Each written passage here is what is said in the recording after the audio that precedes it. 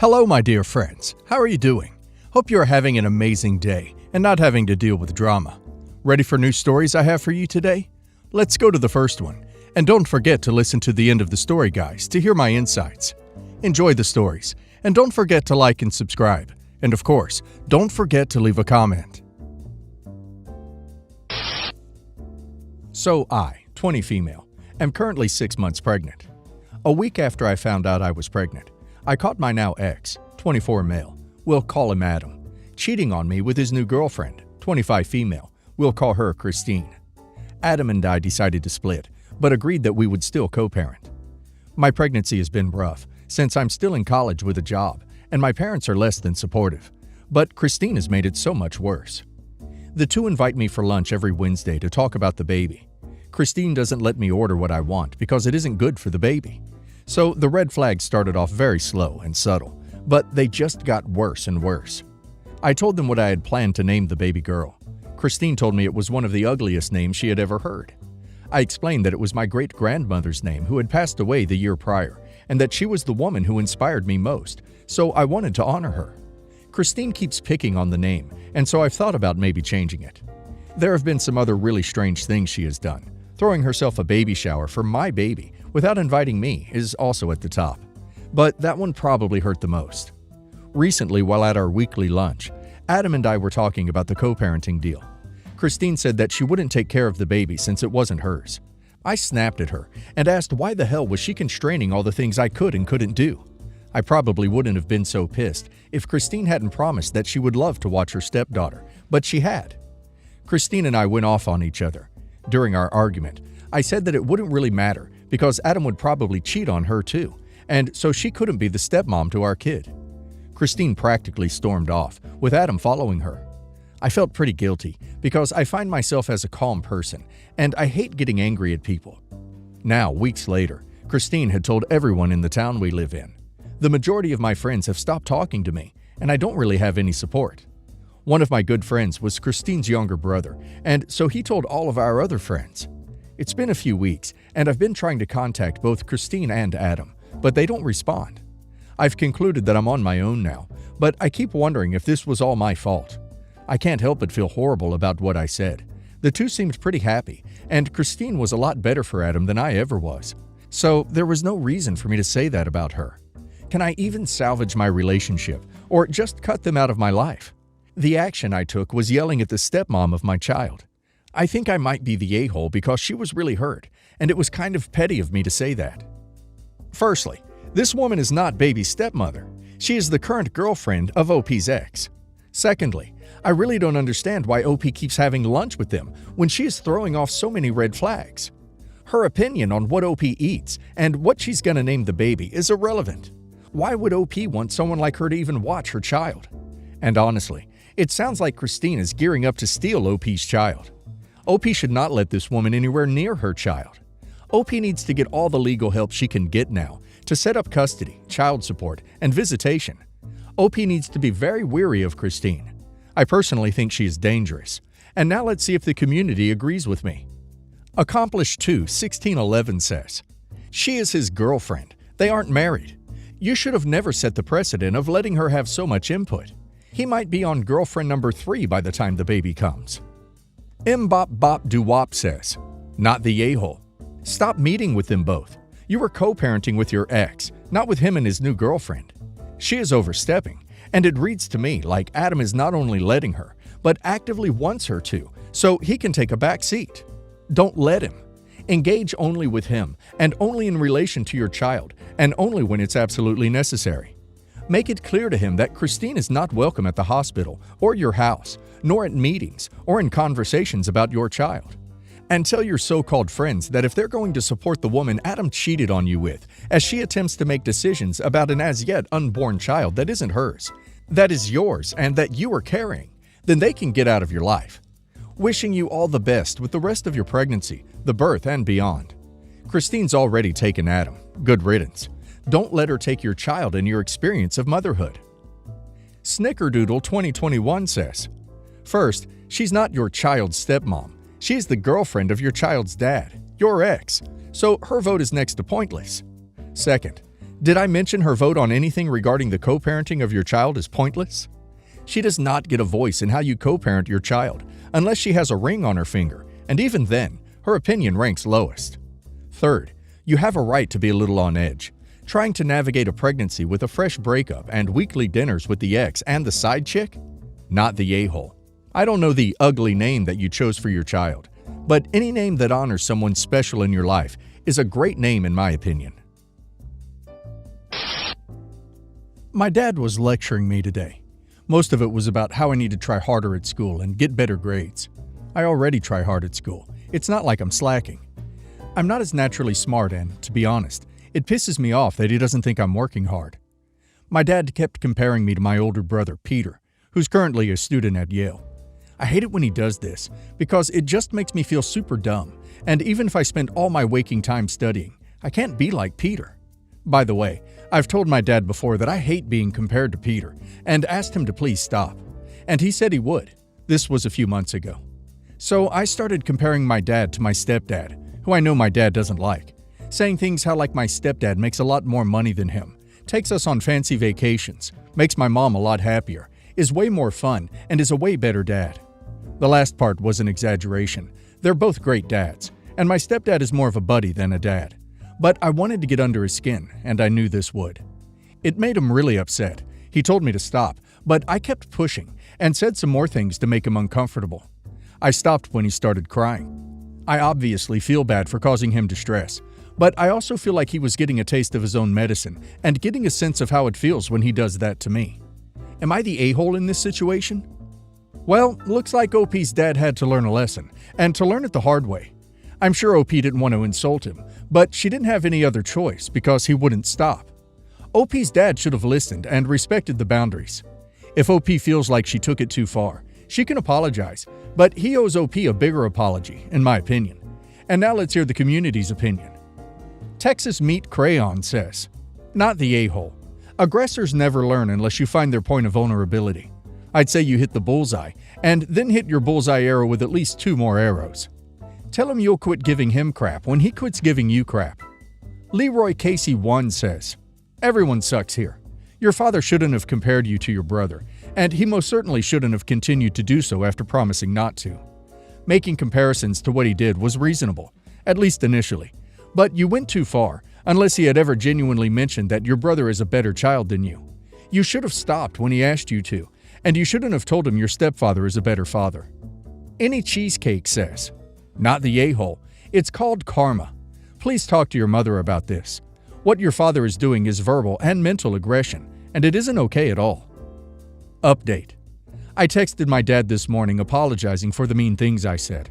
I told him I said those things because he kept comparing me to Peter. He said it was okay, but he was still acting distant with me and wouldn't even look me in the eyes when I went downstairs and tried to make casual conversation. So then I confronted him about being upset. He believes I meant what I said about wishing my stepdad was my biological dad and wishing my mom had met him first. I apologized again in person and told him that's not true, that I only said it out of spite, but he's not convinced. He did end up apologizing to me for comparing me with Peter, and he said he only pushed me about getting better grades because he knows I am capable of it, and he wants me to have as many opportunities as possible for my future. He said he'll never compare me again with Peter, and that he's sorry he had hurt me that way. I feel really regretful for being so mean to him yesterday and saying those things that were untrue, that now he can't unhear or unbelieve. I guess it's a lesson learned on my part to not get caught up in the heat of the moment and say things you can't take back. I'm in a lot of turmoil right now, and it feels like everything is falling apart. I've never had a great relationship with my future mother-in-law. It isn't terrible, but I can sense that she doesn't like me. My fiancé is very close to his family, so there's been some tension. I didn't invite mother-in-law wedding dress shopping because our relationship is awkward, but I thought I'd show her a picture to make her feel included. My dress is a beautiful flowy beachy dress, but not technically a wedding dress, and could be ordered in color. I bought it from a small local boutique that we both love. Mother-in-law said that I can't wear the dress because she bought the same one for her 50th birthday, which is 2 weeks after my wedding. Mother-in-law does have the dress though in a mint green color. There is enough detailing that it is still clearly the same dress, and she has the receipt to prove she got it first. Lavish birthday parties are a thing in our circle, so I know she has invested serious time and money in this party. I said that I'm still going to wear the dress, despite the fact I could easily return it with no loss, because I didn't do this out of malice and I love it. Mother-in-law said that if she wears it 2 weeks after I do, everyone is going to think she is pathetic and copying her son's wife. I said sorry, but not really my problem. Everyone has gone crazy since I said that. His entire side of the family and the friends mother-in-law invited have all backed out of the wedding. So, like 15 people, and it will be noticeable. His sisters are supposed to be in the wedding party on his side, but dropped out and have blocked him on everything. His stepdad won't talk to him, and he says he regrets raising him, and he isn't a real man because a real man would stand up for his mom. His bio dad is even in mother-in-law's side, which doesn't surprise me because they are good friends, but he called us up to shame us the other night. My fiancé is hurting, and found out his family had a big beach day and invited everyone but him. He called mother-in-law, and they talked, but didn't come to a resolution. She said if I refuse to do the right thing, the only answer is no one going to her party can go to the wedding. He tried calling sister-in-law and found out she blocked him. He is mad at me now and feels like she had it first. Edit for some info. Mother-in-law has never acted like this before, truly ever. She is extremely laid back, doesn't show emotion, not really attention-seeking, which is why my fiancé is so confused. At this point, I think the relationship with his sisters and stepdad is beyond repair for now, and I'm scared to have them at the wedding. To all the people saying I should wear it to her birthday. But I'm banned, and her ex has already promised to act as bouncer, not that I'd ever crash it. Final edit. My dress is going back, and I apologize to her because I can't understand it, but something deeply hurt her. Mother-in-law and my fiancé are talking for the first time in over a month. She seems exhausted and sad, but maybe there's hope. I really don't think stepfather-in-law or sister-in-laws will ever get over this, but we will see. Well, in my opinion, OP could have been the bigger person and got another dress because mother-in-law got it first. And I understand she feels uncomfortable because really a lot of people may think that she is copying OP. OP said that she can still return it and no big loss. Seems like OP chose to make it more difficult and is a bit of a bridezilla. OP should help her fiancé out and not wear the dress, because she is ruining his relationship with his family. And yeah, they are being a-holy, but he loves them and OP is driving the wedge. I can't see a good marriage from a start like this, especially since he's mad at OP now. Sometimes you need to compromise in life. And now let's hear the community's opinion. Terra Pharma says, everyone sucks here. All of you sound difficult, except possibly your significant other, who is caught between a bunch of self-righteous entitled people who don't care about the damage they do. Raymond Beaumont says, you can wear whatever you want, but at some point, you might need to think if this dress is more important than your wedding, because it seems like that might not happen at this point. Edit. Everyone acts like this is just normal behavior for mother-in-law and is a slippery slope. If you don't wear the same dress as her, you will always be under their control. While OP has repeatedly stated that there have been no issues, and this seems all to be about this exact situation. Grundle Stiltskin says, everyone sucks here. To be honest, you kind of walked into this one by purchasing a non-wedding dress from a local boutique that the two of you both like. There was always going to be a distinct possibility of something like this happening because of that. Maybe you can suggest going dress shopping with your future mother-in-law to find her a new dress for her birthday. 50th birthdays are kind of a big deal, not like a wedding, but still a significant milestone. So I understand that she wants to look nice for it. And there's probably a good chance that a large number of the guests at the birthday will also have attended your wedding, and she's not totally out of line for thinking people might say she copied you. But again, you are the one buying your wedding dress from a local non-bridal boutique, so you were running the risk of buying something that other people would want to wear to non-wedding events. Honestly, I think the main issue your mother-in-law has is the fact that you didn't invite her to dress shopping, and also are brushing her off rudely by saying, not my problem. Not the fact that she has the same dress as you. Update. We got married a month ago, and mother-in-law did agree to come after originally refusing. Stepfather-in-law, the man who raised my husband, would not be swayed, and sister-in-laws have blocked him on everything and did not want to hear it.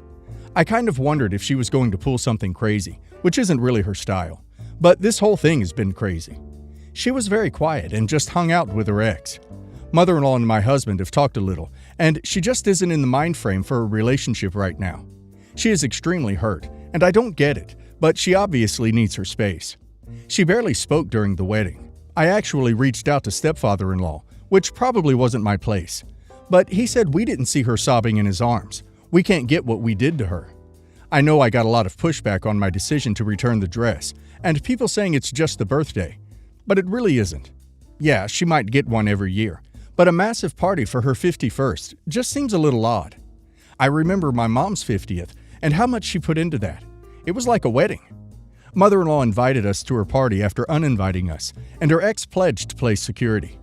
Ultimately, we decided not to go because of how angry stepfather-in-law and both sister-in-laws are, and stepfather-in-law admitted he was uncontrollable at the thought of seeing us. It was too much for my husband to see his whole family there. She had her party over the weekend, and yes, I social media snooped a bit. It looked great. She looked really happy. I'm at peace that I didn't get my dream dress. As for us, my husband is going to therapy to heal from the grief. He has realized he needs to respect his sisters, and they are serious. The younger one broke down sobbing and said I did the right thing, but he didn't do anything, and she can't forgive him for just letting their mom get hurt. I still don't totally get it, but it's okay. Mother-in-law doesn't express feelings, so for some reason, this was her hill to die on. She doesn't seem too interested in a relationship, so they'll have the occasional text, I guess, and everything's over. I'm happy she had a good party, and I'm looking forward to my husband healing and the rest of our lives. My ex hasn't paid child support for 3 years. Our son is now 9. The only person who has helped is my son's Uncle Cody with some bills, birthdays, and Christmas. I need more than that. I need Uncle Cody to start paying this child support if my ex will not. Uncle Cody is very rich and has an obligation to his only nephew. It's no skin off his back. I told Uncle Cody this, and he told me he wasn't responsible for his brother's delinquent child support. I said, but you can afford it. My kid doesn't need a shopping spree at Target. I reminded him that he does those things for my son because it's the right thing to do, so he has to do it. Therefore, the right thing to do is pay the child support.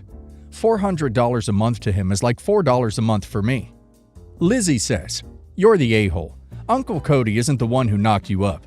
You and your son aren't his responsibility. Go after your ex for support. Stop making it other people's issue."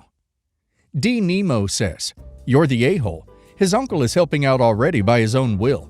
It's not his responsibility to do anything at all, nor is it his obligation like you said. So you shouldn't demand he pay your ex's child support. Just because he's very rich, and you think that it's no skin off his back, doesn't mean that's really the case. Again, just because you think it's the right thing to do, doesn't make it something he has to do. $400 a month to him is $400 a month." Parsimonious Salad says, "You're the a-hole. Good job alienating the only help you had, and your son's connection to his uncle. If your ex owes child support, take him to court for it. Don't demand it from a random other person who happens to share some genetics and used to care about your son's well-being.